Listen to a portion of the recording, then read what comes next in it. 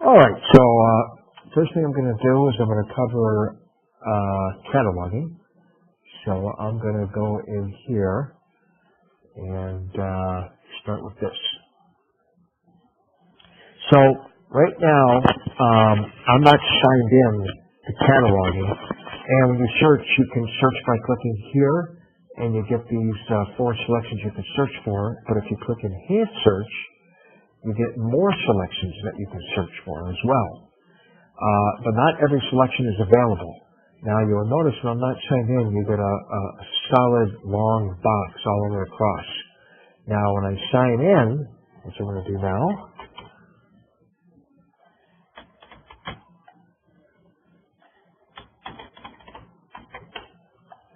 you'll notice now when I click Enhanced Search, you have a little box that shows up over here on the right.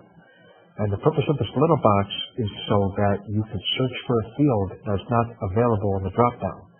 So, for example, I happen to know that 852 pound A is the location field. So if I put, let's say, VVV here, and I happen to have that value in 852A and click Search, I'll get all the records that have VVV in this field.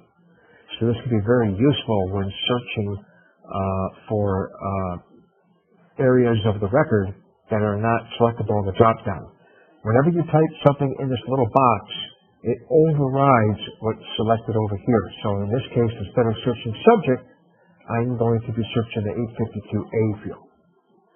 Now, first thing I'm going to show you here is how to add a record the hard way, and then I'm going to show you how to add a record the easy way.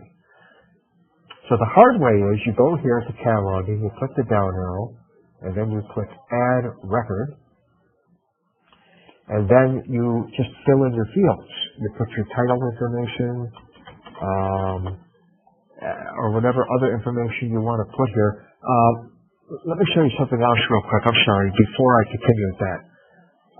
I want to show you something else here. If I search for dogs, I'm just waiting for it to come up. You have here a share search box right here. And if you click that, you get this link. And if I copy this link and open up another tab and paste that link in here and press enter, you get the same search results. So this is useful if you want to email someone your search result, and then they can click on the link and get the same result that you got. But be careful when sending this link in emails, because sometimes if there's a space in the link here, then the email will only work up to the space, and when they click the link, it won't work. So if you do send this in an email, make sure you put in the email that they should highlight the link, copy it, and then paste it in a new tab. That way they're guaranteed for that link to work. And let me bring up another part of this so I can continue on.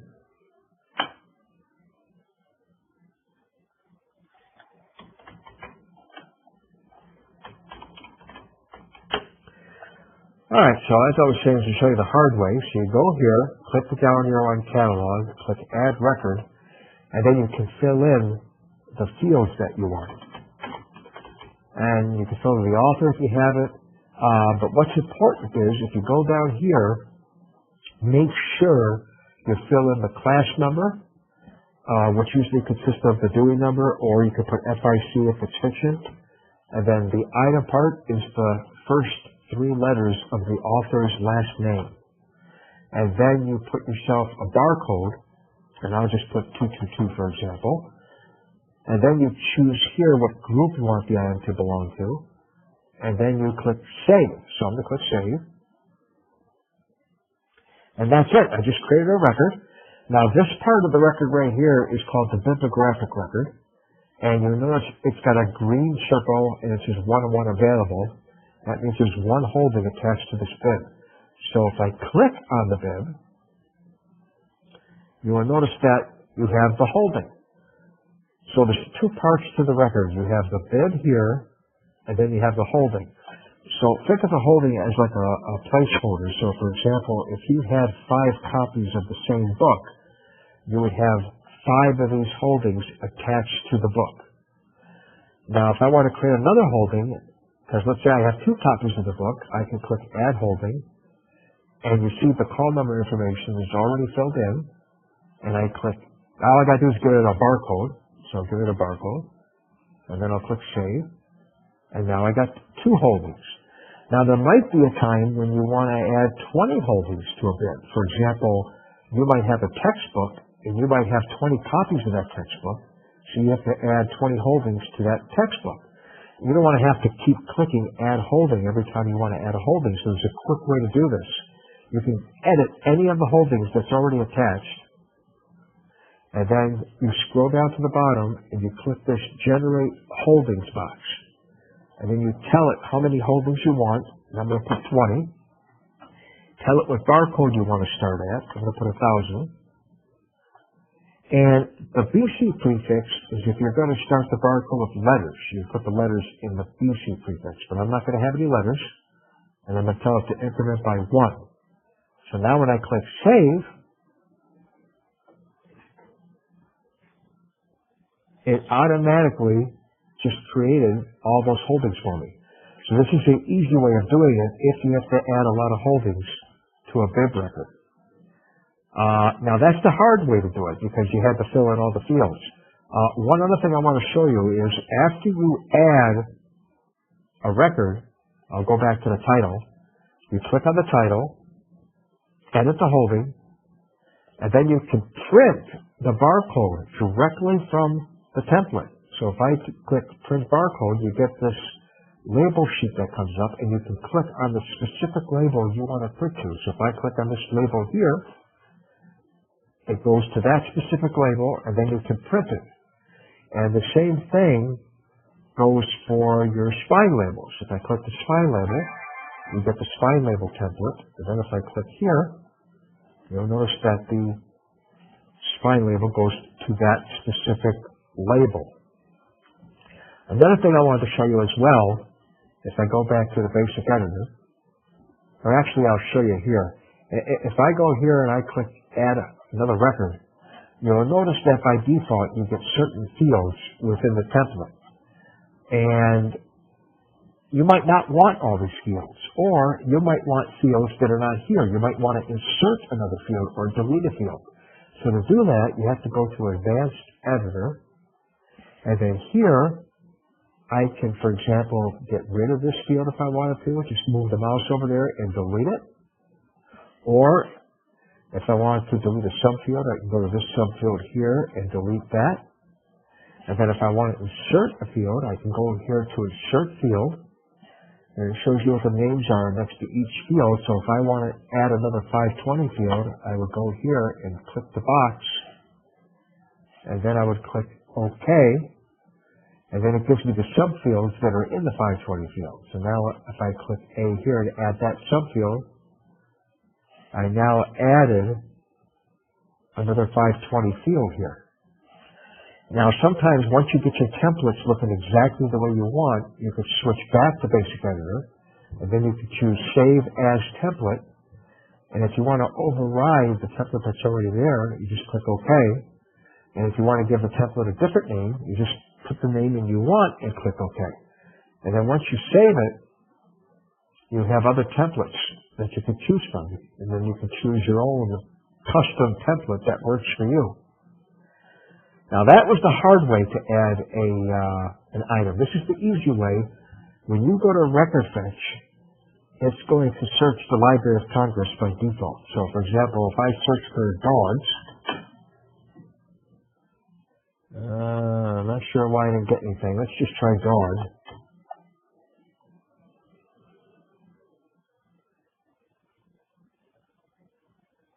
Okay, so these are the results I got from the Library of Congress.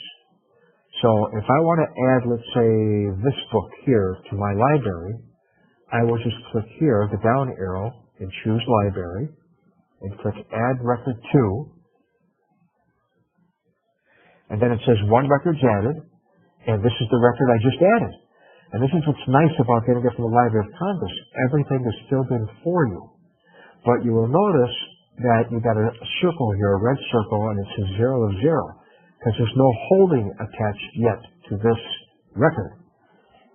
So to attach a holding, I will click on the title, and then I will click Add Holding, put in the call number information,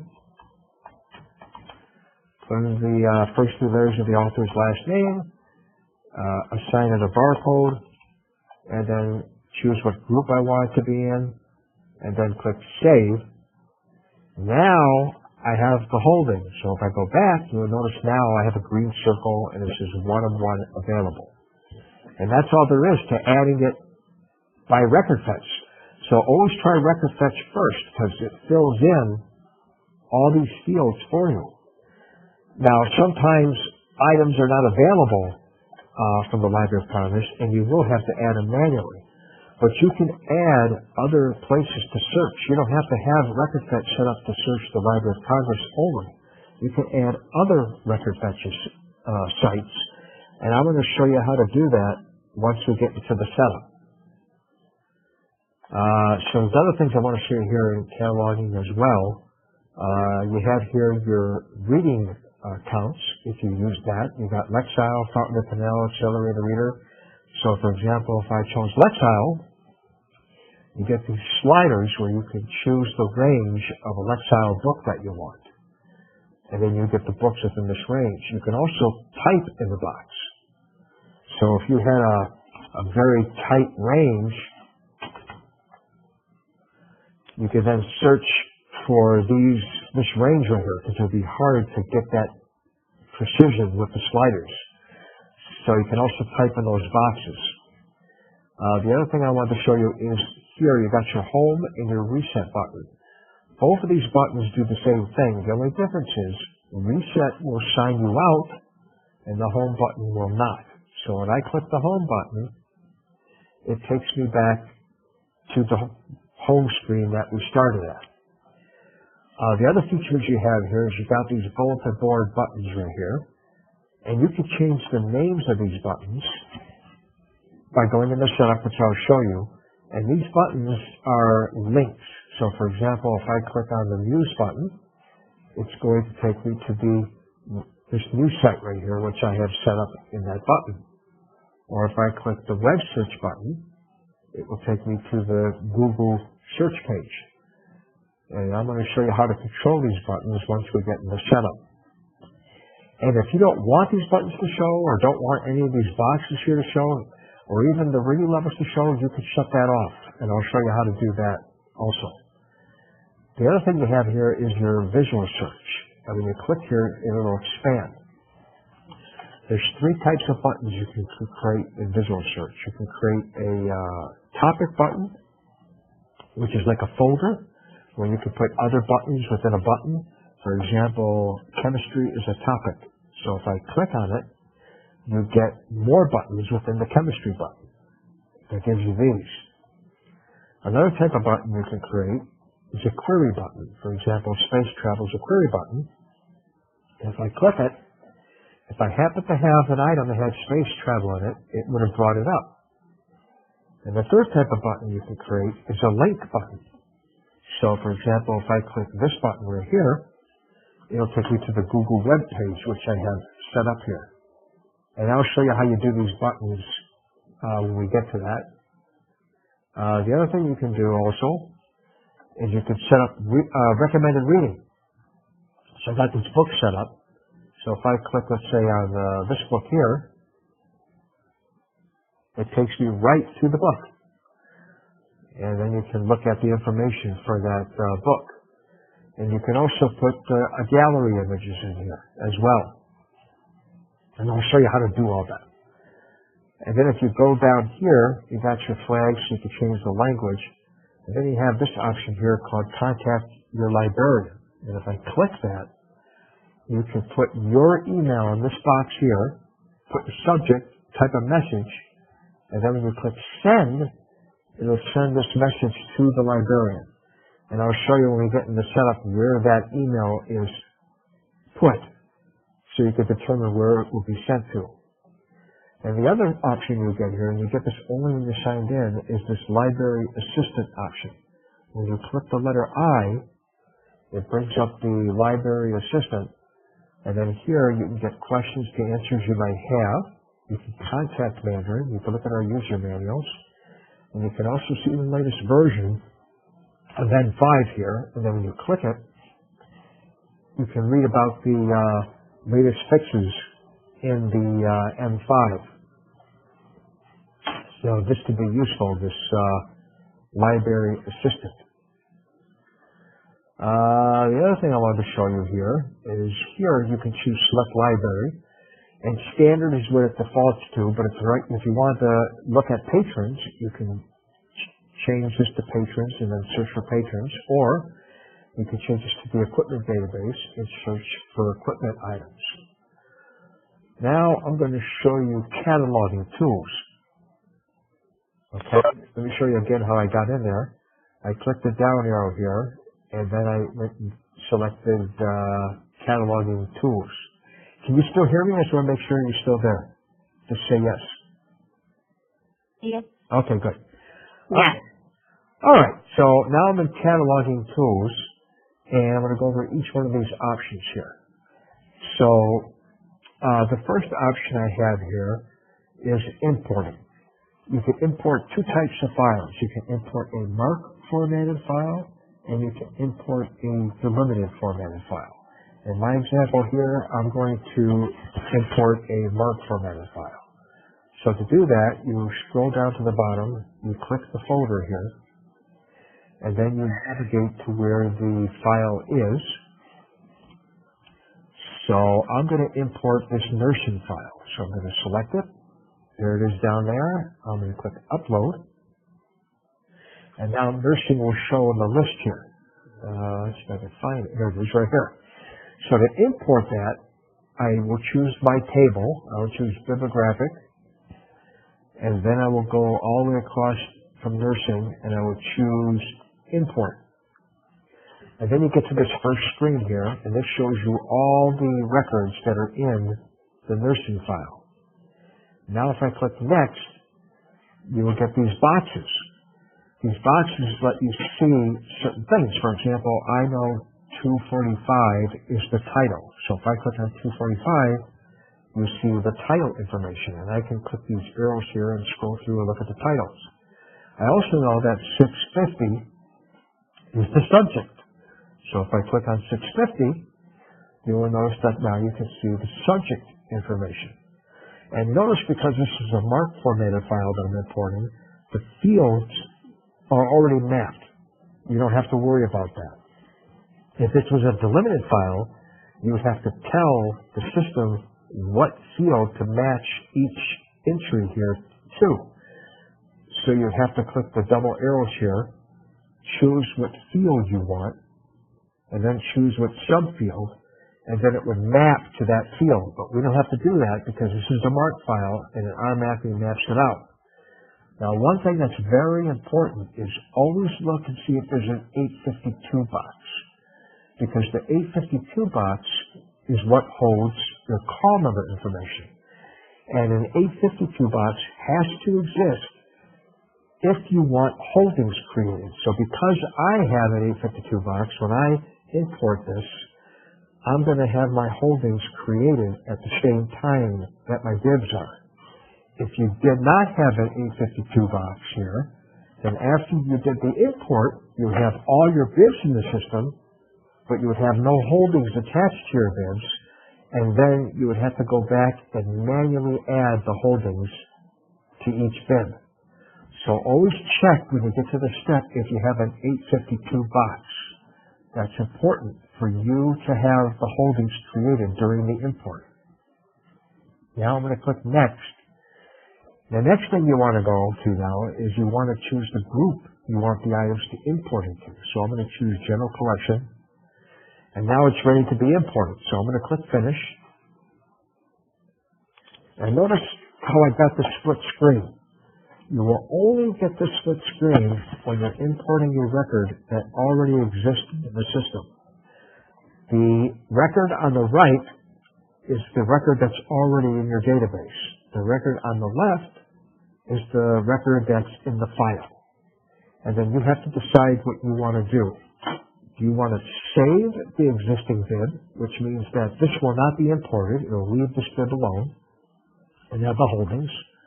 Or do you want to replace the existing bib, which means the item on the left will replace the item on the right? Or you do want to import, which means that import the item on the right, leave this alone, and if you choose import, now you will have two bibs in the system that are the same. Or you could choose do not import, which means it will not import this record on the left, and it will just continue on to the next record and do that record. I'm going to choose save existing, which means it's just going to not import this. It's going to leave this bib alone, and it'll add the holding to it. So I'm going to click save existing. And after it imported that, it found another duplicate. Now, you could have sometimes a lot of duplicates, and you don't want to have to keep clicking one of these selections every time you have a duplicate. So what you can do is you can click Don't Show this window again, and what that does is once you choose one of these selections, next time it runs into the scenario, it will remember the last selection you selected, and it will automatically implement that selection, so you don't have to keep clicking. So I'm going to say don't show this again. I'm going to choose save existing. So now it's importing. And if it runs into that scenario, it'll automatically know what to do, so I don't have to keep clicking those selections. So it's done importing. And now those records are in the database. And that's how you do an import. Now I'm going to show you how to do an export. So we go here in the export, and one reason why you might want to export is you might want to export some records from our database to get it into a third-party program that accepts MARC formatted files. Whenever you export a record from Mandarin, it's always going to create a MARC formatted file. So I'm just going to do a search here,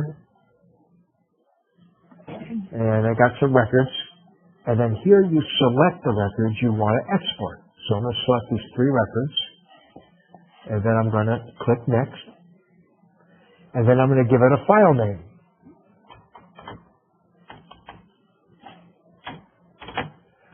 So notice how I put a .txt selection. You have to put a .txt. It tells you right here, include a txt extension.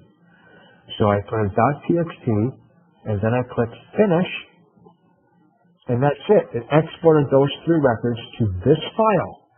And if you wanted to save this file to your computer, you just click on it, and then you select Save File, click OK, and then that MARC formatted file will save to your computer. And that's how you export. This ISBN fetch here, you don't need this. This was put in the system before record fetch existed. Record fetch is much easier than this, so you don't need this. This is there before record fetch. Now we're going to go to find and replace. You can do a lot of stuff in find and replace. One thing you can do, for example, is you can do a custom search of items, and then once you get your items up, you can then sort this how you like it sorted by clicking on the column heading, and then you can choose print,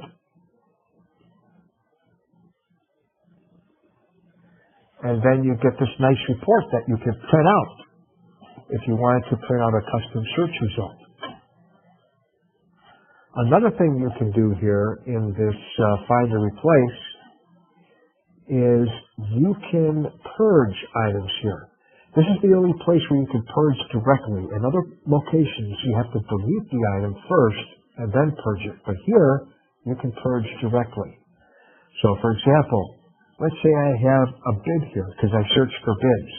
You would select the bib, and then I would click Purge, and it would remove that bib from the system and all the holdings that belong to that bib. I could have also just selected Deleted. The difference between deleted and purge is deleted means the item is still in the database, but it'll turn red, which means it's marked for deletion. Purge means that you're removing the item completely from the database. So remember, when you purge a bib, all the holdings attached to that bib will be removed as well. But you don't have to purge the bib. You can search for holdings if you want to instead. And then if you search for holdings, you can then purge the holding that's attached to the bib. Now, when you remove and purge the holding, the bib will still exist. But here's the way it works. Like I said, sometimes you can have 5 holdings attached to a bib if you have 5 copies of the book, or you can have 1 holding attached to the bib if you have 1 copy. If you have 5 holdings attached to that bib and you purge one of the holdings, the holding disappears and the bib is there, and the bib will still have the 4 other holdings attached to it. But let's say you only have 1 holding attached to a bib, and you're deleting the only holding that's in that bib record. When you purge the last holding that belongs to that bib, you want that bib to be deleted, marked red, because it's an empty holding. You can't do anything with it when it's an empty holding. So whenever you purge the last holding that belongs to the bib, that bib will be deleted. And I'll show you where you can set that setting so that happens. Another option you can do here is you can upload barcodes, which is very useful. Because if you have this set to bib holdings and you click upload barcodes, you, let's say, might have a whole cart of books, and you bring that cart over to your desk, and then you can start here, and you can start scanning your barcodes. And then when you click upload, it brings up all the barcodes you scanned off the books, and now you can just select all, and then just purge them and remove those from your system. And that might be easier for you to just bring the cart of books up and then scan them in. Another option that you can do here is when you go back and you search for bibs, you have a button here that says search for bibs without holdings. What this does is it will search for all your bibs that are empty, that don't have a holding, except for the ebooks. It will not bring up the ebooks because typically ebooks won't have a holding because you can't loan it out. It's not a physical item. So you click search for bibs without holdings. It will bring you up all the bibs without holdings, and then you could select them all and then purge the bibs. And that's an easy way, because when you purge all your holdings and you got all these empty bibs left over, you want an easy way to find those bibs so you can remove them from your system. Another option that you have here, and you only get this when you're searching for bibs, only when you're searching for bibs, is you're going to have this merge. Now what the merge is for is, remember I said that if you had 5 copies of a book, the proper way to put the book in the system is you add 1 bib and then you attach 5 holdings to the bib. Sometimes librarians will make a mistake, and so instead of attaching 5 holdings to a single bib, what they'll do is they'll create the bib 5 times and just add 1 holding to each of those bibs. Once they discover that mistake, they want to be able to take the holdings from the other 4 bibs and merge those into a single bib, so that way they would have all the holdings attached to 1 bib. So what this is for is this. Let's pretend all these bibs are the same. They're all the same title. So what you do is you select the bibs you want to move the holding from. So I selected these 4 bibs I want to move the holding from, and then you click merge next to the bib you want to move the holdings to. So if I click merge right here, it's going to take the holdings from these 4 bibs and it's going to move them into this bib here. And then these 4 bibs will be empty and they will be marked as deleted, which means they would turn red. That's what the merge is for here. Alright, so that's all the things that you can do in this find and replace. Now I'm going to go to collections. Collections is useful if, for example, if you have a class project, and let's say you're going to make a class project on trees. You would create a collection called trees. So I'm going to click new. I'm going to take trees. And then I'm going to click Save. And now I have this collection called Trees. Now I have to add items to the collection. So I click the pencil over here. And then I click Upload. And now I'm going to scan some items in. And click Upload. And I'm going to add these items to the Trees collection. So I'm going to click Save. So now you'll notice when I go down to Trees and click the pencil, I have these items attached to trees. So what's going to happen is, which I'll show you later, is I'm going to show you how to create a button so when you click on it, it'll only bring up these books. So that way if students have a project called Trees, they know that these are the only books that they're allowed to get for that project. And we'll get to that later when I show you how to use this with the buttons. But one thing that's important, though, is when you're doing the collection, you see right here where it says Search Bib 960A. Anytime you add a book to a collection, the name of that collection will go into the 960A field of the bib and the whole bib.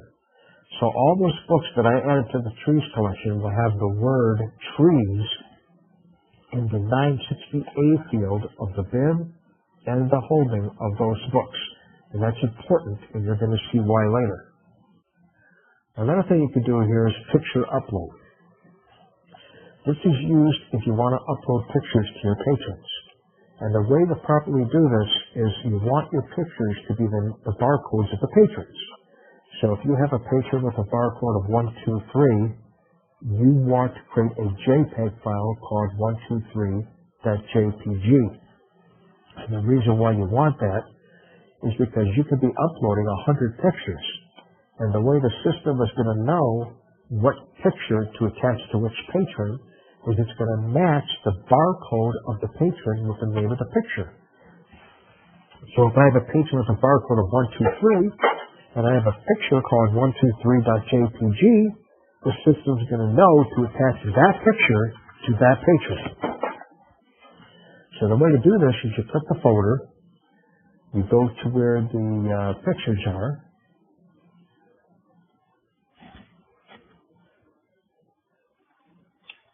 and then I'm going to hold the control key, and then while I'm holding the control key, select the pictures I want. So I selected 5 pictures. And then when I click Open, it looks like it only put 1 picture here. But actually there's 5. Okay? There's 5. And then if I click Upload, it's going to upload those pictures, and then it's going to look and try to match the name of that picture with the barcode of the patron. And when it finds a matching patron, it will attach that picture to that patron. That's how you do that. Here, you got your message management. Here you can create item messages, and you can create patron messages. So I'm going to create a patron message, so I'm going to select patrons, and then I'm going to just type a message in. I'm going to say, do not loan to this person. And then I'm going to click Add. So I just created this message, do not loan to this person. When we get into circulation, I'm going to show you how to attach this message to a patron. So that covers all the different options that there is in cataloging tools. Okay? So now I covered everything there is in that I wanted you to see in cataloging. So what we're going to do now is I'm going to show you setup. You only get the enter setup when you are signed in. So when I click enter setup, I'm going to log in with admin for the login, and then we'll put Boca space return for the password. Now sometimes you will have a login here on this side, which is the same login and password. But you know that the same login and password are not the same patrons. This is a patron that's separate from the patron over here. This patron over here is used to get into Mandarin to do circulation and inventory. This patron over here is used strictly to get the setup. So when I click Login, in Setup, then the first screen we come to is the server configuration screen. You don't have to worry about this. We set this up for you, so you don't need to worry about this screen. Here you got your library settings screen. Here is where you can choose the logo you want. Usually you will already have your logo set up. But if you want to put a logo, you would click Browse, navigate to the logo, select it, upload it, and then you get that logo here. Here you put the name of your library. You can put a subtitle to your library. And here is the email that Contact Your Librarian goes to. So the email in here determines where that message will go to when you click Send for Contact Librarian. And then here you got your options. So a lot of things you can do here. I'm just going to cover some of them.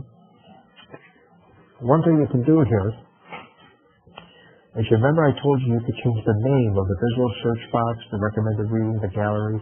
All you want to do if you want to change the name of visual search is just type in this box what you want it to be called, and then the name that you type in this box will show instead of visual search. That's how you change that. And remember I told you you could turn off features. For example, if you don't want visual search to show, you could change on to off. Same thing goes for recommended reading, gallery, bulletin board. You can turn those off. And here you can turn off your reading levels if you don't want your reading levels to show. Another thing you can do here is whenever you do a search, it gives you the results in bibliographic view. If you don't want your results in bibliographic view, you can click the down arrow and you can choose expanded label. Or, after you do a search, by default, the results come back as unsorted. And that makes it faster.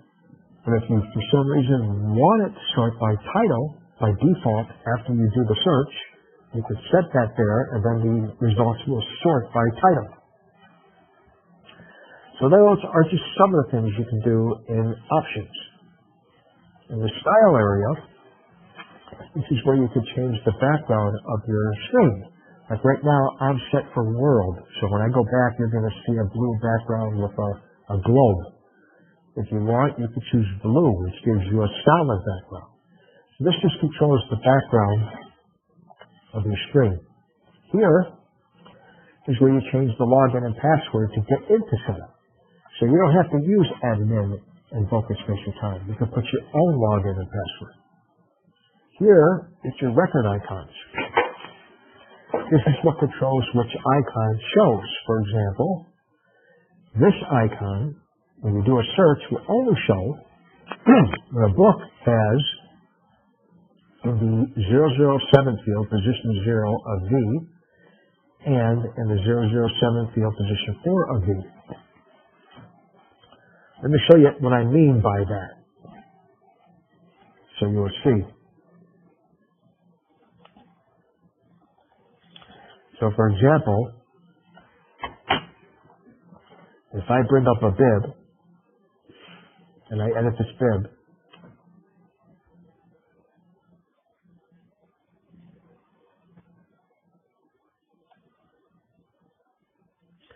you'll notice there's not a 007 field, so I need to insert it. You can type the value in here if you want to, in that box, or I can just click Insert Subfield, choose 007, click OK. And if I click the down arrow, I can choose V, and then here for number 4, I can choose V. So now I have in field 007, position 0 equal to a V, and position 4 equal to a V. So now if I search for that book,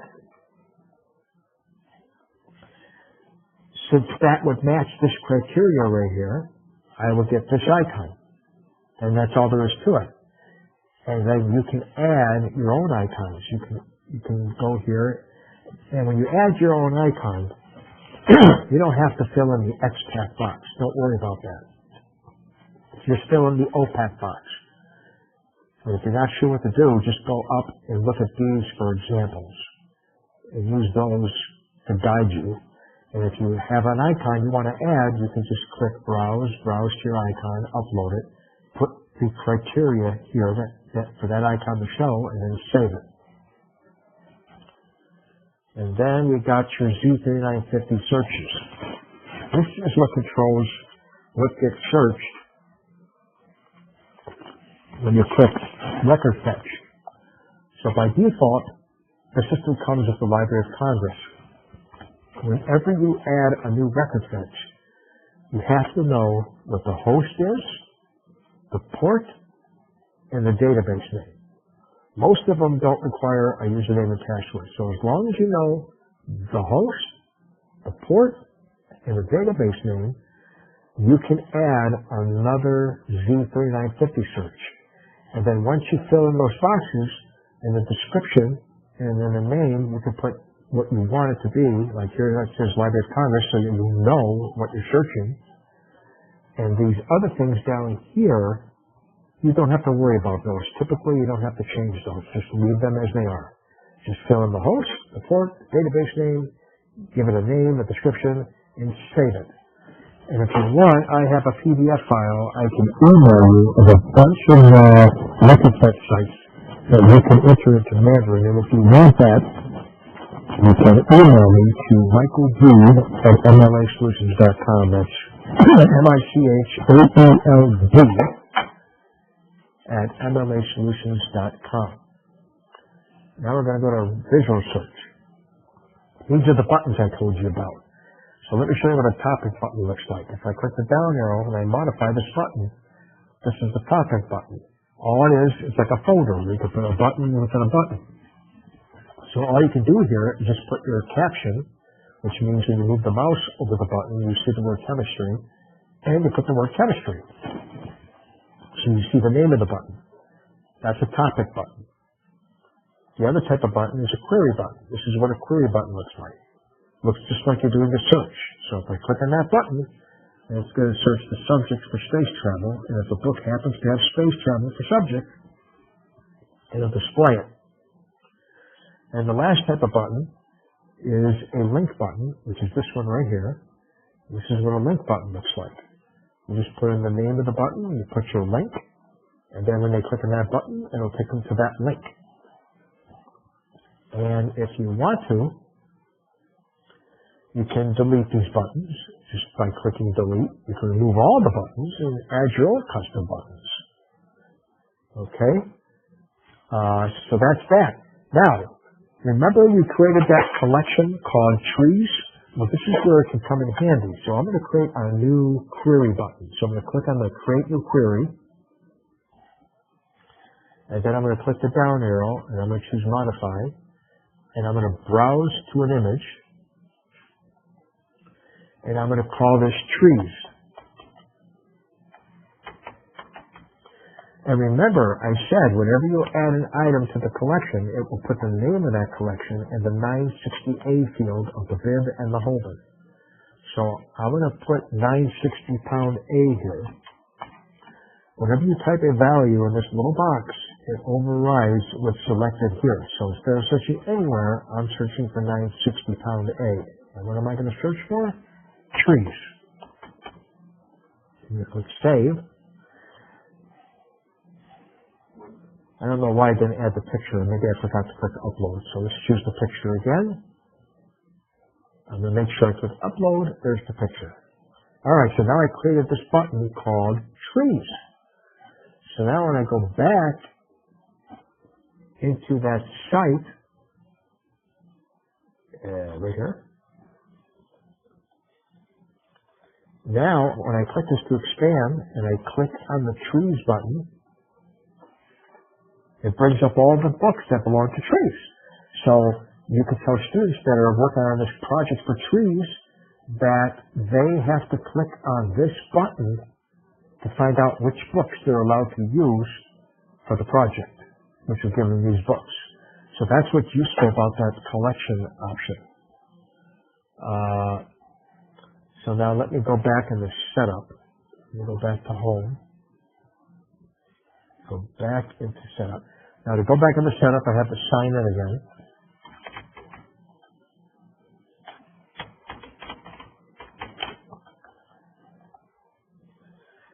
All right, next one, I'm going to log in.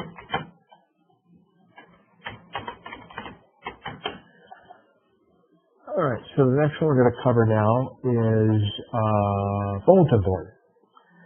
These are the buttons. Remember the 4 gray buttons I showed you going across, that's how you control them right here. So here's the English boxes. So you can change the names of the buttons here. Like for example, on mine, I have news in the English area. And if I click on news, it's going to take me to that web page.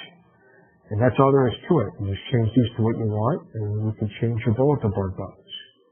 Here, you got your record templates. Most of the time, you won't have to go in here. What this does is this causes what defaults when you go to add a record. So when I go to add a record, you're going to default to the book template because that's the most popular one. Most people don't want to default to a map template. So this is usually set the way you want it. You won't have to worry about going in here. But this is to choose what default template you want to come up. Here, you got your recommended reading. This is how you add your recommended reading book. So I'm going to write down an ISBN number of one of these books. And then if I delete this one and save it, I'm going to go back and I'm going to add that item. So the way it works is you go create new item, you click in the ISBN box, this opens up here, you put in the ISBN number,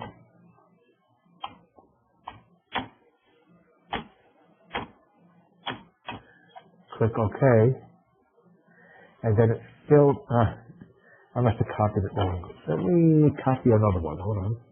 0385322 5813. So I'm going to delete this one. I'm going to save. Alright, so now we're going to add, so I'm going to click on here, put in the ISBN number, and hopefully I wrote it down right.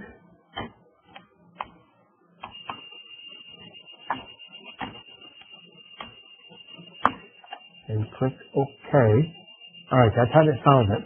And it filled in these boxes for you. And then you click Save, and that's it. That's how you add a record to the recommended reading. And in the gallery images, it's very simple. If you want to add a gallery image, just click Create New Item, Browse, choose an image, and upload. And there's the image, save it, and that's it. So that covers everything I wanted to cover in the setup area. Now, we're going to cover circulation. So let me sign in. We're going to jump over to circulation.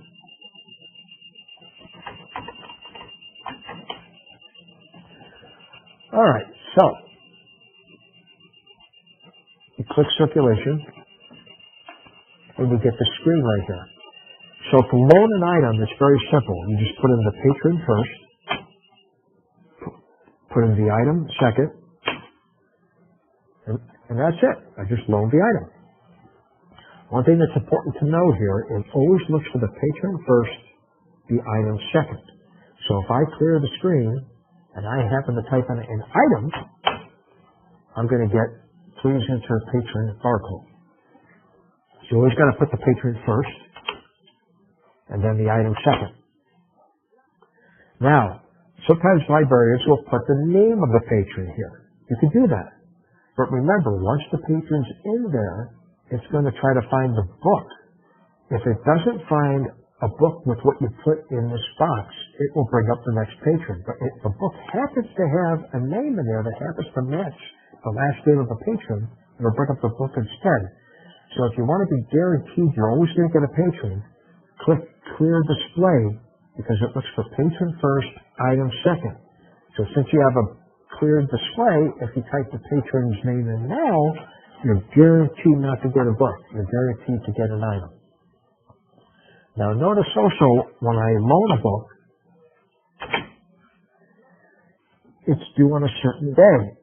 And this is determined by the group the item belongs to. So right now in my item groups, I have my loan period set for 2 weeks.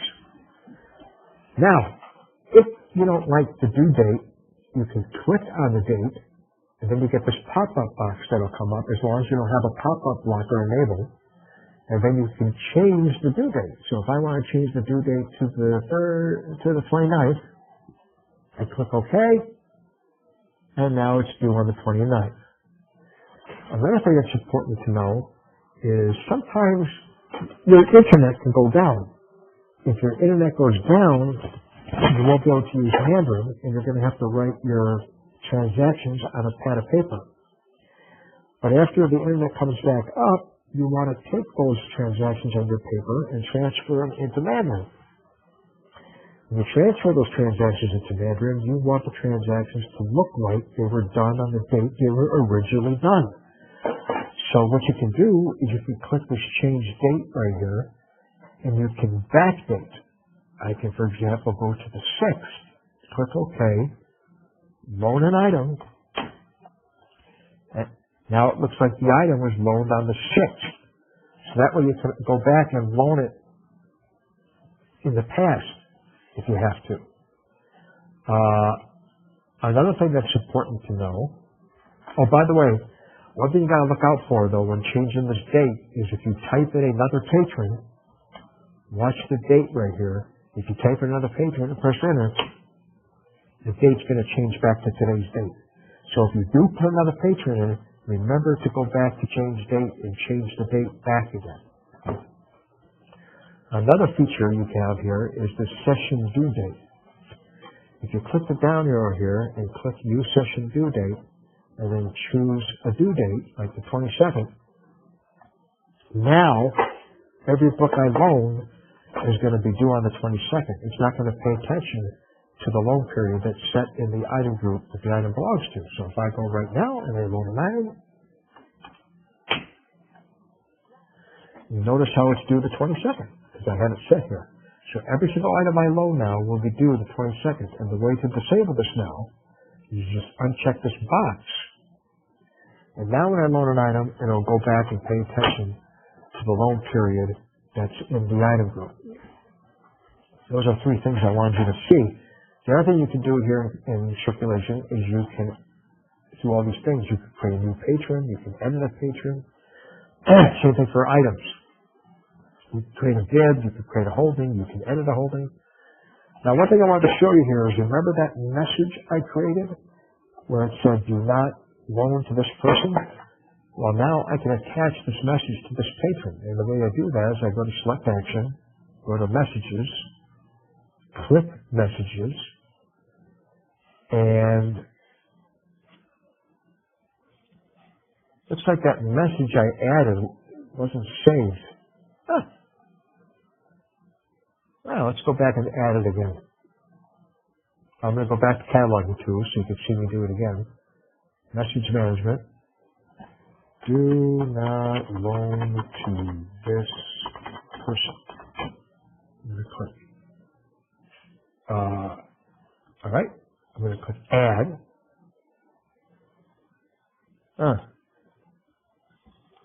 Doesn't look like. Oh, there it is. It put it down there. Okay, so there. Okay, so that is added. Now we're going to go back to circulation. I'm going to got the patron there. I'm going to go to Messages. Click Messages. Let's see, New. Let me go out and go back in again. I'm not sure why it's not showing. So let me just go back in fresh.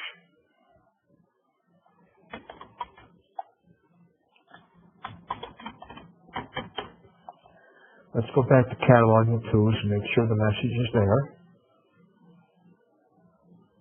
So it's there. Now I'm going to go to Cataloging. Circulation. Bring up the patron. Go to Messages. Click Message. Okay, there it is.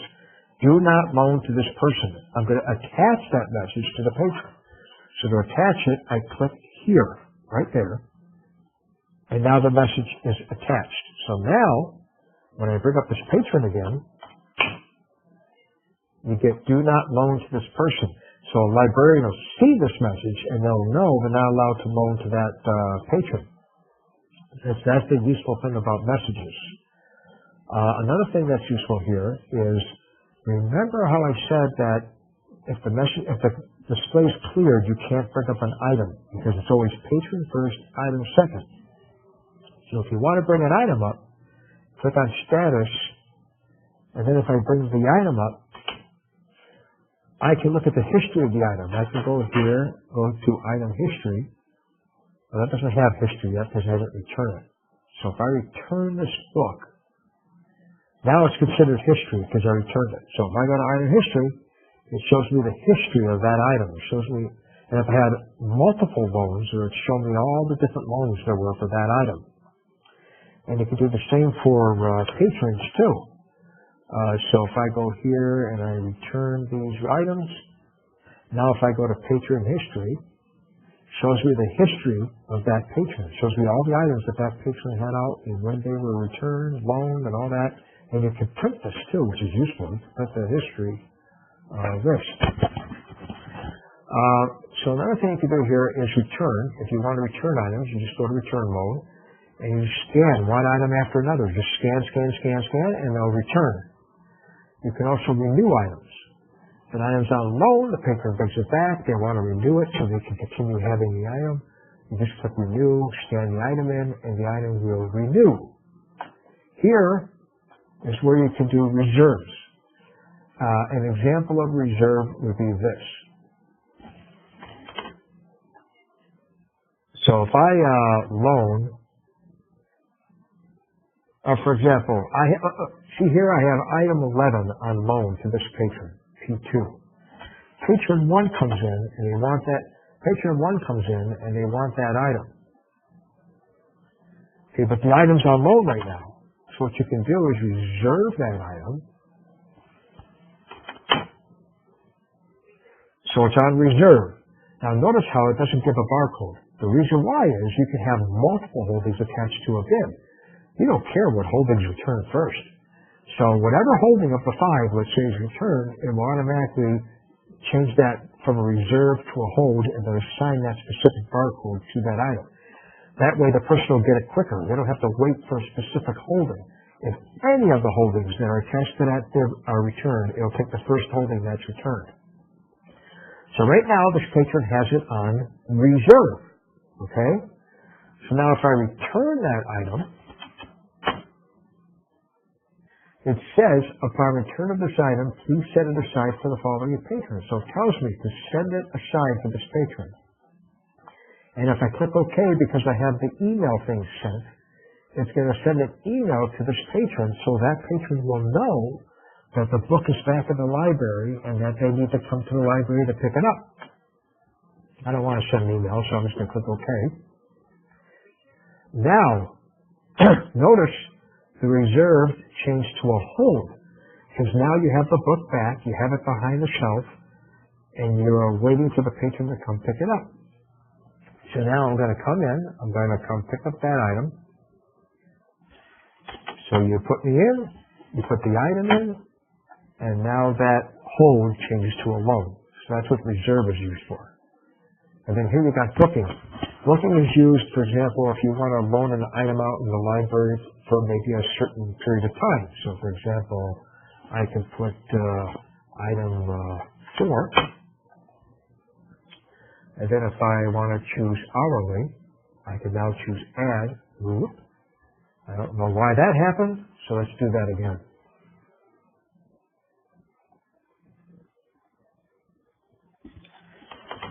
So I'm going to sign back in.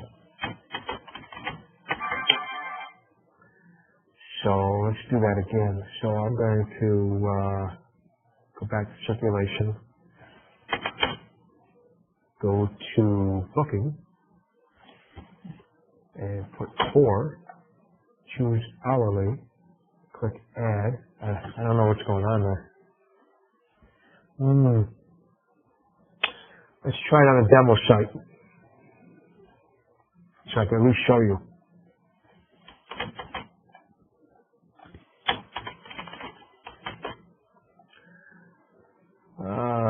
Let me get a barcode I can use.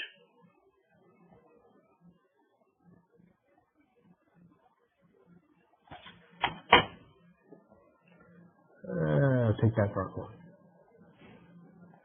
All right. So I'm going to go to circulation.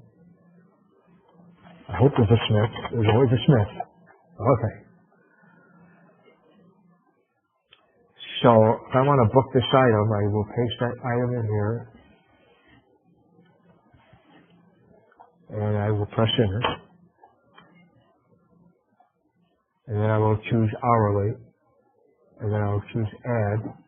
Okay, so now I will choose what time I want it for. So I'm going to choose 10:30, and I'm going to go here. I'll leave it at 4. Click OK. Okay, 10:30 to 4. So click OK, and OK. So you see I did a booking from 3:14 to 3:59. All right, that's booking. And then we go back to the screen I was originally at now.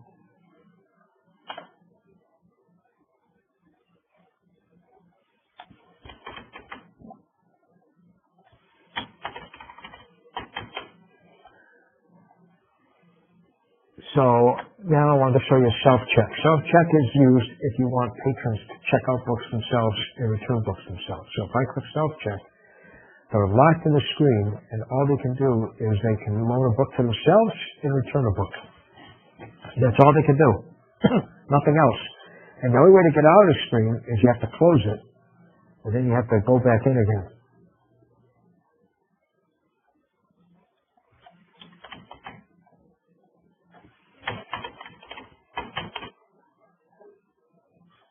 And then you also have self-return, which lets patrons just return books themselves.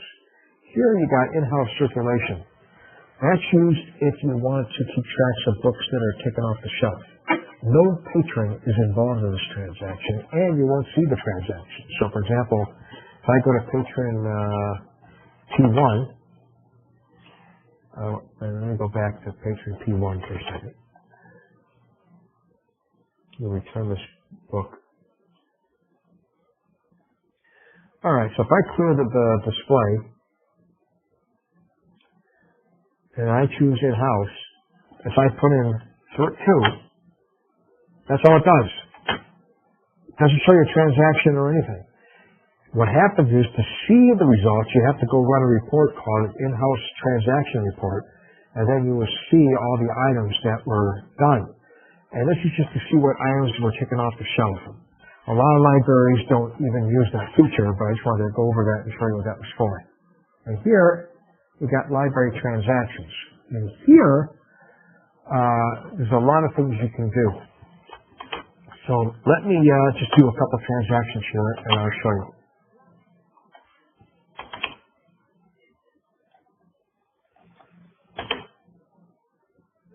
And I want to make one overdue item here as well. So let me do that. So I'm going to backdate here.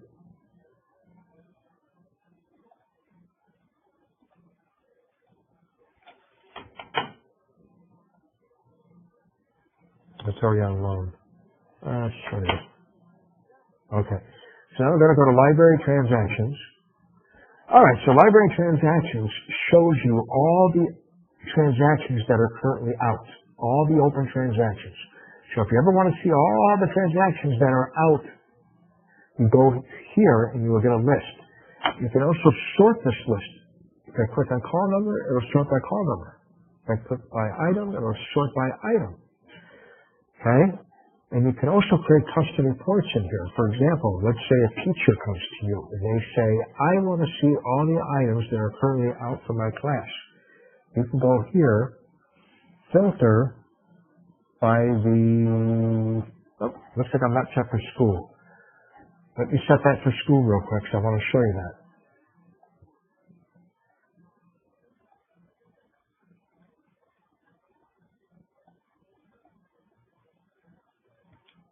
Go back to library transactions. We're going to go back to library transactions.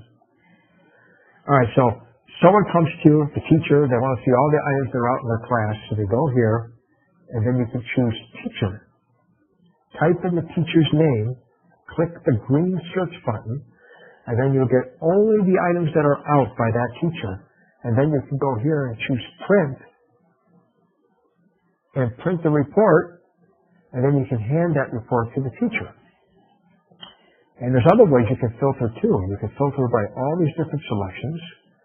You can even filter by the group. If you want to see all the items out, for example, for the patron group, you choose that group, and it'll show you all the items out for that group. You can also filter by overdue loans. You can filter by fines. So let me show you something. If I want to filter by overdue loans, I'm going to choose overdue loans all. So it shows me all the overdues I have, and I only have one. But notice I have a send notification button. If I click this button, this is the message that will be sent to that person that's got the overdue. You can add to this what you want, or you can delete the message and type your own message. Or if you want a custom message there that'll come up all the time, you can email us, tell us what it is, and we can set that up for you.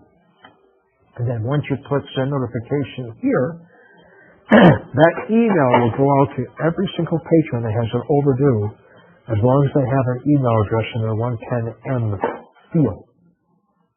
You can also put an email in the 111M, in the 112M, because sometimes you might want the overdue to go to the student and also to the parents. So you can put an email in all those fields, 110M, 111M, and 112M. So this is good in creating custom reports, sending overdue notices. Another thing I wanted to show you also, if you want this, we have to implement it for you. But instead of you having to go here and click send notification, we have an app that we can install here on our end. And let me show you what this looks like. Let's see, where is that?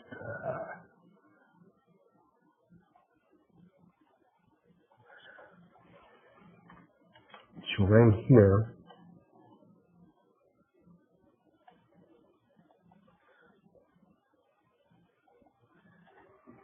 So this is what it looks like. And we can set this up for whatever parameters you want. If you want an overdue notice to be sent 2 days, when it's 2 days overdue, another notice sent when it's 5 days overdue, it'll do that. So in other words, if this looked today at your records and it found patrons with records that are 2 days overdue and 5, it'll send them an email. But tomorrow, when it checks those same patrons, now those items that were 2 and 5 days overdue are going to be 3 and 6 days overdue, so those patrons will no longer get an email, but any new patrons that meet this criteria will. You can also set this up for due date approaching. You can send a reminder to a student when a book is 5 days before it's due, and then when it's 1 day before it's due. Or you can send a notice out when it's a fine that's 1 day owed and a fine when it's 3 days owed. Or you can set this up to send an overdue to everybody every day. Or we could set this up to send an overdue to everybody only on Wednesdays. So if you want this set up, email support@mlasolutions.com, support@mlasolutions.com with the parameters that you want, and we can set this up for you here. Let me get back where I was.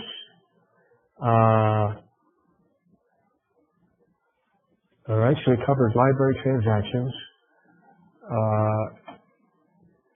Then I wanted to cover options. So when I go to options here, there's different things you can do here. You can go to your schedule, and by default, it's set for the due time as the closing time on the day the item is due, and make item due on the first open day that follows the close day. And then when you click on schedule, you got the days that you're open and closed and the times.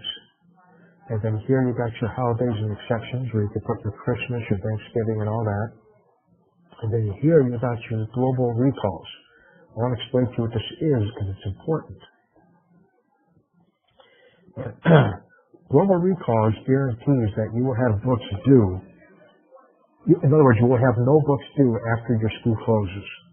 So if I set this, let's say, to June 12th, in there. So if it's set to June 12th, let's say today I loan a book and it's got a 2-week loan. The book will be due 2 weeks from today. Nothing will change. But if I loan that same book on June 11th, that book will not be due 2 weeks from June 11th. it'll be due June 12th, because this date acts like a brick wall. So anything that's due after this date will be forced to be due on this day. That way you're guaranteed to never have a book due after the last day of school. So typically you want the global recall date to be set for the last day of school, by when you want all your books returned before school ends. That's what this global recall date is for. Another feature you have here is group notifications. You click that, you can choose a specific group, type in a subject, a message, click send notification, and every single person in that group will get the same notification. And this can be useful if you want to send a mass notification to a bunch of people in a group. Here, you can upload your transactions. So let's say, for example, for some reason you want to upload transactions this way. You would put in the patron first, put in the barcodes that you want that patron to have, put in the next patron, put in the barcode you want that patron to have. Well, the barcodes will be different. And then when you click upload, then what would happen is those patrons would get all those transactions assigned to them. They'll be loaned to them. And that's what that upload transactions is for. And then here you got your miscellaneous settings. Here you can enable sound if you have speakers connected. That way if you loan a book, if you hear it say loan or return, it will say return. Here, remember I told you in cataloging tools when you delete a holding from a bib and it's the only holding that's left, you want to always have this box checked. I don't believe it's checked by default. This is delete bibliographic when the last holding is deleted. So that means when you delete the last holding that belongs to that bib and it's an empty bib, that bib will then be marked for deletion. Let's see, then over here, if I go up, you have your return renew operations. Oh, one thing I want to see also down here is you can also set to print the patron's name on the receipt, or you can have it set to print the checkout receipts. Every time you do a loan, you can have the receipt print out. And you also have a setting here when you go to your Edit SMTP Server Email Notification Settings. You edit that and click here. That means every time you do a transaction for a certain patron, that patron will get that receipt emailed to them. If you wanted that to be set up. That's for all that's miscellaneous. And if you go to Return Renew Operations and you edit here, you got these different selections here for that. Okay, so that's the options. And then of course I showed you the clear display. And that covers circulation. Now I'm going to go to groups. Groups is where you set all your rights. So I'm going to show you the administrators group.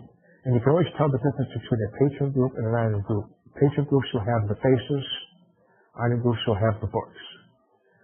So I'm going to edit the administrator group.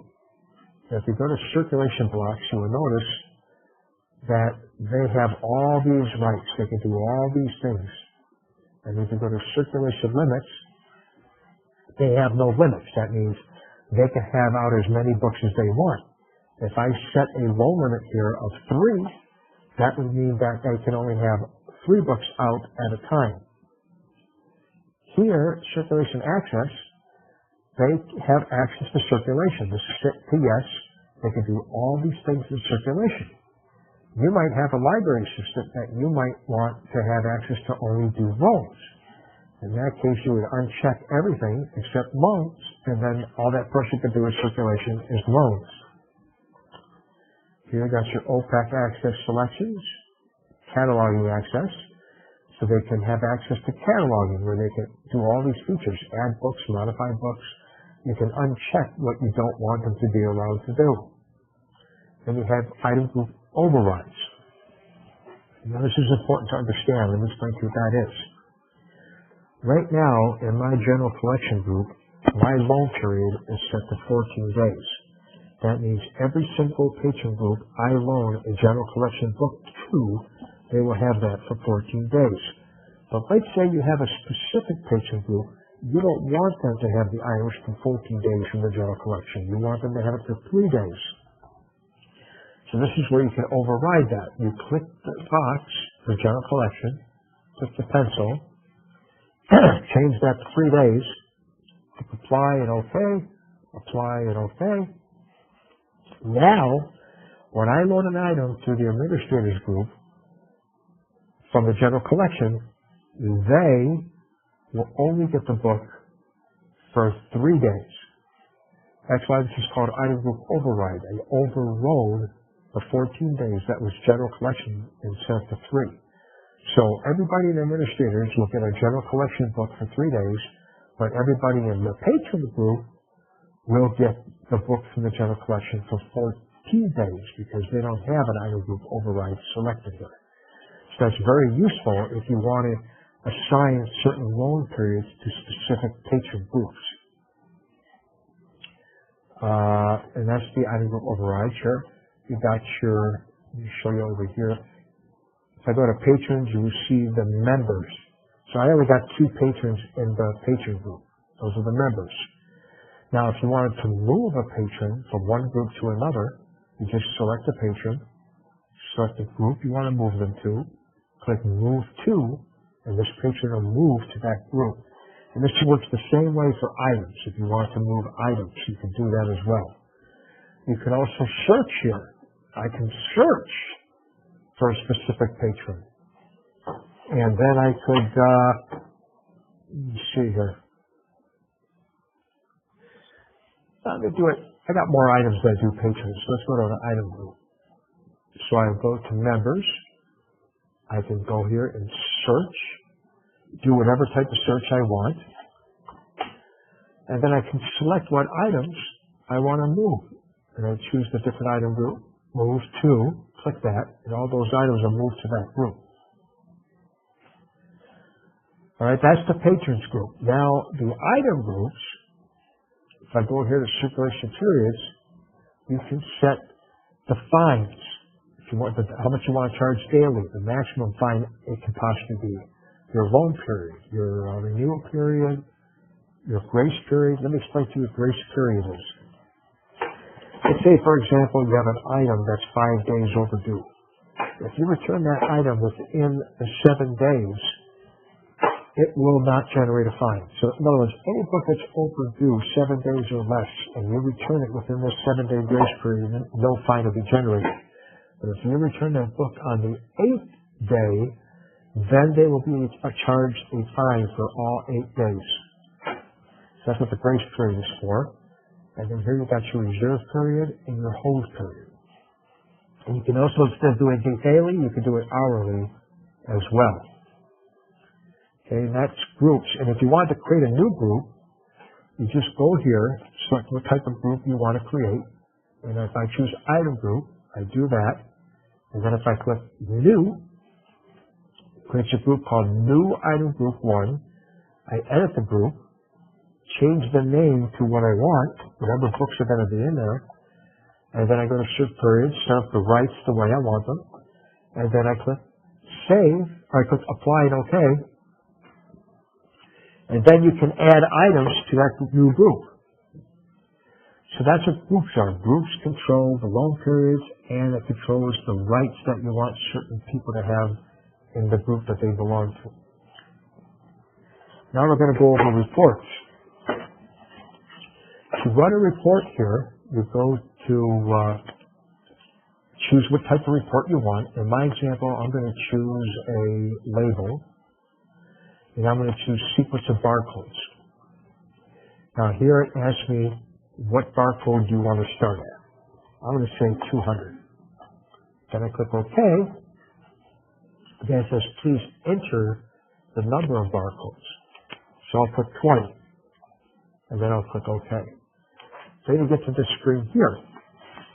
Now let me explain to you what these different options are. If I click Save to my reports and I submit the report, this report will be saved in My Reports, which you can access here. And only you will see the report, no one else. Now, when you save the report, it doesn't save the results of the report, it saves the parameters of the report. So, you remember when I ran that report, it asked me what my first barcode is, and it asked me how many I want. That's the parameters. So if I went later on and ran that report again from the My Reports area, it won't ask me those parameters again. It'll just do it. And so that could be useful, for example, if you're running a bid list, for example, and you're always finding you're choosing to sort it by title, you might want to submit that report to your My Reports area. And that way, when you run your report next time, you won't have to select title. It'll already be built into that report to automatically sort by title. You just run the report, it'll just sort by title. Now, the only difference between My Reports and Common Reports is if you put in Common Reports, everybody can see it. So you might want to put some parameters that are very popular that everybody uses into Common Reports, because a lot of people can use those reports. But if you have a report that not many people are going to use, then you can put it in My Reports so only you see it. Another thing you can do is you can put your email address right here. So when you click Submit Report, you're going to get an email with a link. And when you click on that link, it'll take you to the report results. Now, I'm not going to choose any of these options. I'm just going to submit the report. And then what happens is the report goes into the queue. And then you have to wait for the report to move from the queue to results. Once it moves from the queue to results, you can just click on the report, and then you will see the results here. Now, there's a new report module that doesn't get installed by default, and if you want this new report module, you can email support@mlasolutions.com, and I'm going to show you what that report module looks like. So if I go here, this is what the new report looks like. So I'll show you how it works. If I click the plus sign on labels, for example, and I choose this barcode report for a specific patron group, I'm going to choose item group because I have more items. I'm going to choose this one. Labels fine for item group. So I'm going to type general collection. And if I click run report, I get my results. Notice, I did not have to wait for the results like the other way. I didn't have to wait for it to move from the queue to results. It gave me the results right away. That's one of the advantages of this new report module. And another advantage of this new report module is that you can request custom reports. We can create custom reports in this new report module that we cannot do in the old module. So if you want this, just email support@mlasolutions.com and request this custom report. All right, that covers reports. Now I'm going to go to inventory. So what inventory does is it takes the barcodes that you scanned and it compares those barcodes with the status of the items in your database. So to do an inventory, you just click Create New Session. And let's say I want to do a partial inventory. Let's say I just want to do the fiction books. You would click Call Number Range, then click Create New Call Number Range. And if you're doing just fiction, you would put FIC to FID. And you're probably wondering, why didn't I put FIC to FIC? The reason why is you have to look at it this way. The first box is equal to or greater than. The bottom box is less than. So I'm saying only pay attention to items that have FIC that's equal to or greater than FIC, but less than FID, which basically means I'm just doing FIC. It's very important you write this down. The classification is from the 852H of the holding. It's looking for this value in 852H of the holding. The prefix is looking at 852K of the holding. So the way this is currently set up, when I do inventory, it's only going to pay attention to books that have FIC and 852H of the holding. Okay? It doesn't care if there's a K field, because I don't have this checked. If I check this, now it's only going to pay attention to items that have an FIC and an H field and doesn't have an 852K. Because I have this checked and this is empty. But if I put a value in here, now it's only going to pay attention to items that have an FIC and the H field of the holding and has an FFF and the K field of the holding as well. So that's how you do partial inventories. And the reason why it's important to do a partial is because you're only going to scan in the barcodes for the fiction section. And by doing a partial, you're telling inventory to only look at the fiction section. Because if you didn't do that, then all the other sections you didn't scan the barcodes for, it would all come up as missing. And you don't want that. All right? Now, I'm not going to do a partial. I'm going to do a full. But first, you have to add barcodes to your inventory. So you have to go to barcode sets. And there's two ways you can add barcodes. You can go to add barcode from tricorder. So here you can scan the barcodes in. Or if you have a portable unit, you take it around the library and scan them in. You can bring it back to the computer and upload them here. And then once they're there, you click OK, and the barcodes are there. I prefer not to do it this way because if your inventory ever becomes corrupted, you have no way of retrieving the barcodes that you scanned, and you have to go back and rescan your whole library again. So the way I prefer to do it is I prefer to open up Notepad and then scan each section at a time. So scan all the books in the fiction selection, and then save the file and call it fiction, bring up a new Notepad file, scan all the books in that section, and name this Notepad file, whatever the name of that section is. And then to add the barcodes to inventory, you just go here to add barcodes from file, browse to where that Notepad file is, and then click OK. And the reason why I like doing it that way is because if the inventory ever becomes corrupted, you have a backup of the barcodes that you scanned in the Notepad file. So all you have to do is just go back, create a new inventory, and just add the barcodes back in from the files you already have saved. You don't have to go back and rescan your whole library. So I feel a lot more comfortable doing it that way, because then I'll have the barcodes backed up. So now I'm going to do inventory, so I click do inventory, and then when inventory is done, it gives you a statistics of the inventory. And then it gives you all these different boxes. Now, if a box is shaded, that means it's empty. There's nothing in it. You can't click on it. If the box is not shaded, then you can click on it, and it's got items in that area. So, I'm going to explain to you what each of these boxes is. Newly found. You will only have items that show in the newly found area if they are already marked missing. So if you have an item that's already marked missing and you scan that item into inventory, it's going to show up in the newly found list because the system knows that book is already marked missing, and since you're scanning a missing book into inventory, that means you must have found it, otherwise you wouldn't be scanning it in. So it shows up in the newly found area. And in the newly found area, there's a box that you can click to unmark them missing. Then you got items that are missing. Items that show up as missing are items that you scanned that don't match. I'm sorry, let me repeat that. That's not what that is.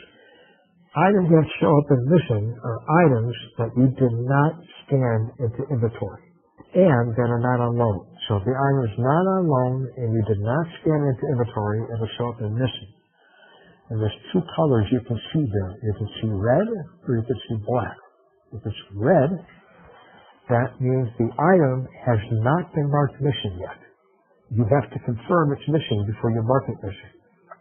If you see a black item in here, a black color, that means the item is already marked missing and it's still missing. So once you confirm these ones in red are missing, you can click here, mark missing items, and then they'll all turn black because they're all missing. And then here you got your invalid barcodes. Those are barcodes that you scanned into inventory that don't match any barcode in your system, so they're invalid. Here, misplaced, anything in misplaced just means that you scanned it out of shelf list order. In other words, they weren't on the shelf in call number order, and it's just letting you know they're out of order on the shelf. Loan shelved means you scanned an item into inventory that's on loan. Maybe a book got returned, the librarian got distracted, put it on the shelf, and forgot to actually return it in the system.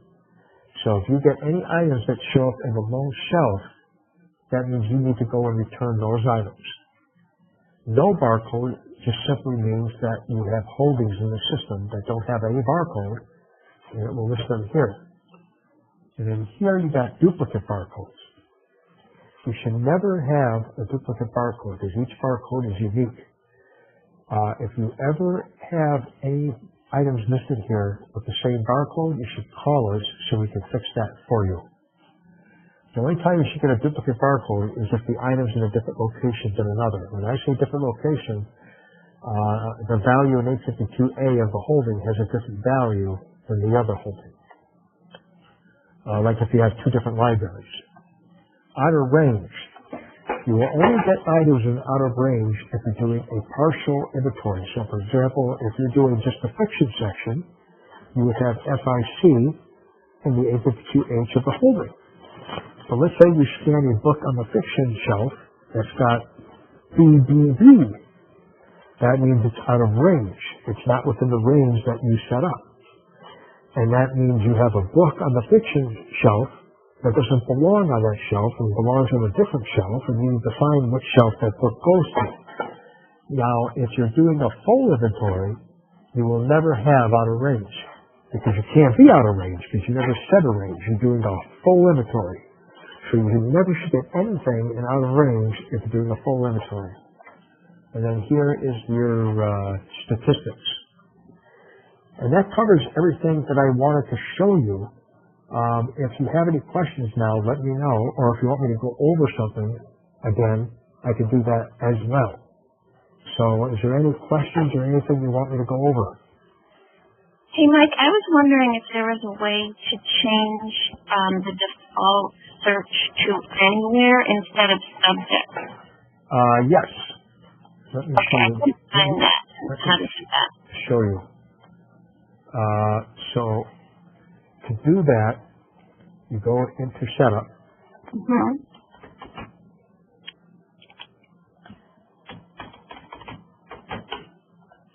Go to Options. Okay. And then once you're in Options, you're going to go to Standard Search Default Attribute. Right here. Okay, yeah. Click the down arrow, choose Anywhere, save it. That's it. Oh, perfect. That's great. Thank you. Is there any other questions? I also was wondering about the barcode symbology and check digit that you guys use. It's code 3 of 9. It's code 3 of 9. Right, also known as code 39. In other words, it can handle alphanumeric barcodes. It have letters and numbers.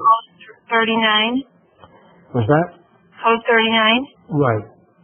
And does it have a check digit or no? No, no check digit. Okay. And then when we assign barcodes, because I'm starting a new library, do I just start at 1 and go up from there and keep track of who I give them to and stuff?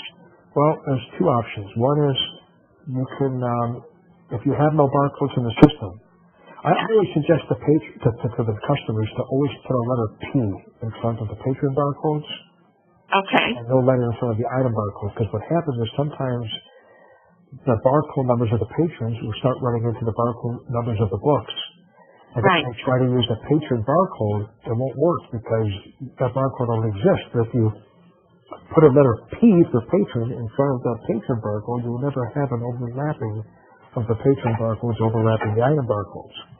Okay. Now, we can also set you up so that a barcode will automatically be generated. So in other words, when you click Add Holding, it'll put a barcode in there automatically for you.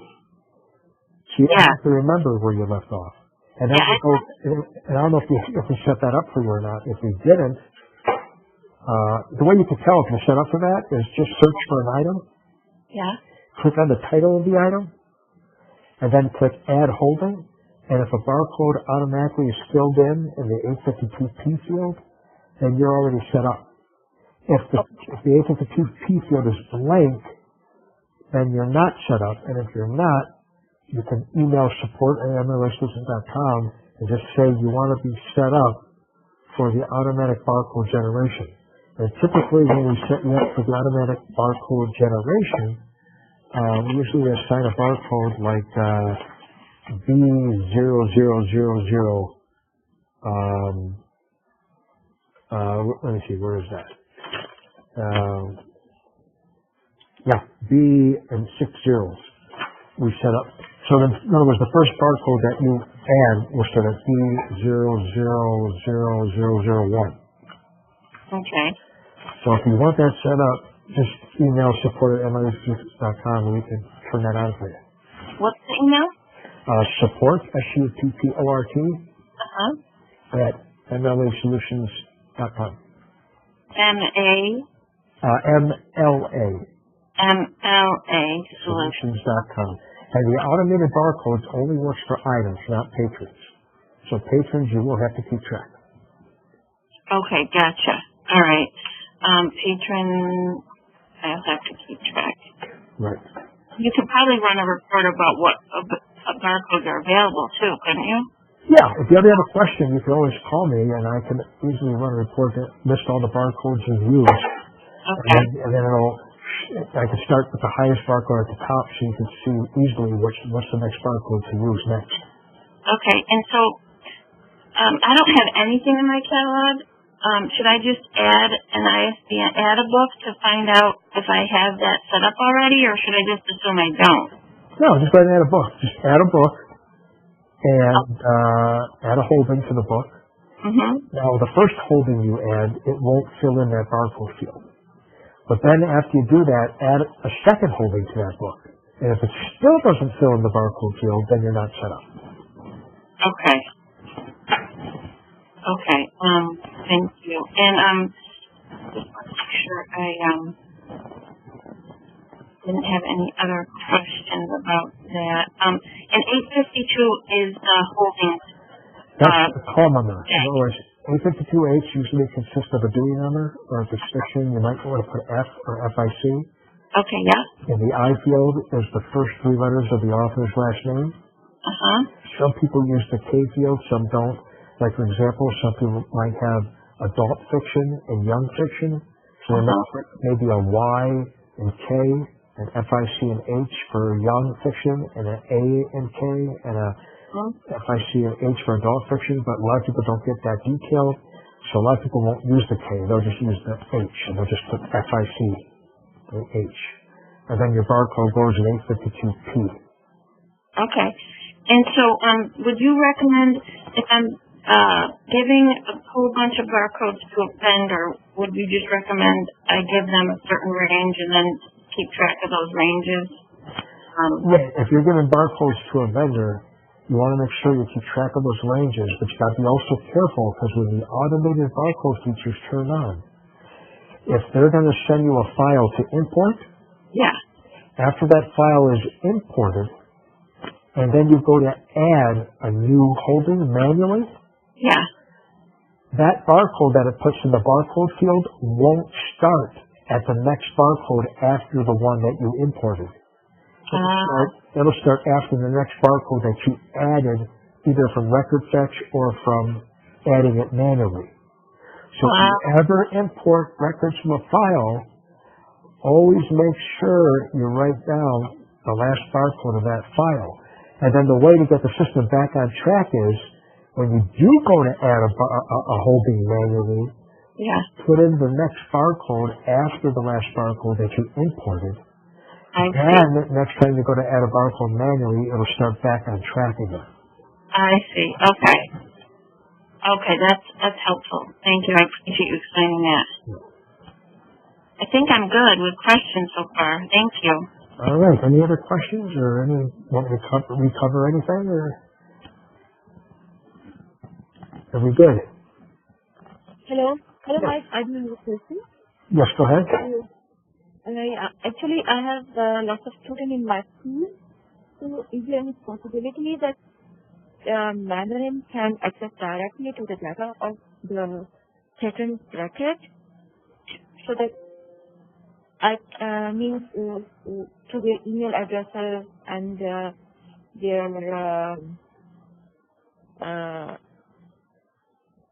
I don't know if I understood. I'm not sure I understood your question. Can you repeat that? So actually, is it possible for the Mandarin to access the record, the data record of the patrons of the school, like the email addresses and the barcodes? I'm not sure. Because I have lots of students in my school, more than 600. Right. So is it possible for the Mandarin to access directly to the You can access directly. Do you mean the email addresses? Yeah, the email addresses and the barcodes. Well, yeah, it access that. When you go into circulation and you type in a barcode number, it'll bring up that patron. And then when you go to circulation and you go to library transactions, and if you want to send overdue notices to all the patrons that have overdues, you just click send notification, and then the system will automatically send an overdue notice to every single person that's got an overdue, and it'll know who to send it at based on the email address in the 110M of that patron record. So the system will know what item is overdue to that specific patron, and it'll know the email address of that patron, so it'll automatically know where to send that email so that person gets it. It means that I have to add the data into it. You need to make sure each student has an email address in the 110M field. Oh, it means I have to add email address. Right. Otherwise, how's the Mandarin going to know where to send that overdue notice to? It won't know. It has to, that patron has to have an email in their record, so when you click send notification, the program will know where to send the notices to. Mm-hmm. So you have to have an email address in the patron's record. Right. Okay, that's everything I need to know. All right. Any other questions? Anything else you want me to cover? No, I'm good to go. I had one other question. What about if I have numbers like student ID numbers that are already assigned to my students? Is it possible to make the barcode numbers for their patron ID for the catalog the same as? Can I import those numbers and pictures and stuff? Well, wait a minute. So the patrons that have the same barcode, are they? In other words, you want to know if you import a patron with the same barcode of a patron that's already in the system, you want to know what will happen, right? No. Actually, right now, our students currently have student IDs with a number assigned to it. Right. They have their own individual student ID. Can I make that student ID their patron ID for the barcode in the library catalog? Yes, as long as it's unique. In other words, if that number is not going to match a number of any other patron, you can make the student ID the barcode number. You can do that. Okay, great. And is it possible to upload those records somewhere probably? Upload you say, like if I had it in a spreadsheet or something. Oh, yeah. If you have those patrons in a spreadsheet and you have the ID in there, you can save that spreadsheet, for example, as a tab delimited file. And then when you go to import that tab delimited file, you have to tell the system what fields to map each value to. So you can map that student ID to the 852P field, And that way, when you import, that ID will end up in the patron's barcode field. Okay. And another thing that's nice to know is if you ever import a patron with the same ID of a patron that already exists, it will update that existing patron. And that's what a lot of libraries do. For example, if you have a patron in the system with a specific barcode that's in grade 5, Yeah. next year you have to upgrade that grade to grade 6. Right. So what librarians will do is they'll just create a new spreadsheet, and they'll have grade 6 in there instead of 5, and they'll have the barcode number. And when you go to import, the system will see that you're importing a barcode that already exists, and it'll know to update that patron with the new information automatically. Okay. Some libraries do it that way. Some prefer just to delete all their patrons and re-import fresh, because sometimes patrons will leave the school. And if you don't delete the patrons and you just keep importing the spreadsheet every year, you're probably going to have patrons left over in the system that are not at your school anymore. Right. So, whatever is the easiest way. Although sometimes they'll do this, they'll take the last grade that graduates, and they'll change the grade of all the students that are graduating to a fake grade. Yeah. And then they'll delete all the patrons and then re-import the new ones. And that way, if a patron didn't graduate and is left over and is in that grade again, they'll show up in the real grade, and then you have all the ones that graduated in that fake grade. Right, I get it. Yeah, that's good. That's for me, Mike. All right, so I think we're all done. No more questions? Nothing else? Good. All right, I'm gonna end the meeting. Okay, thank you. All right, you all have a good day, and if you have any other questions, call us and refer back to that library assistant I showed you.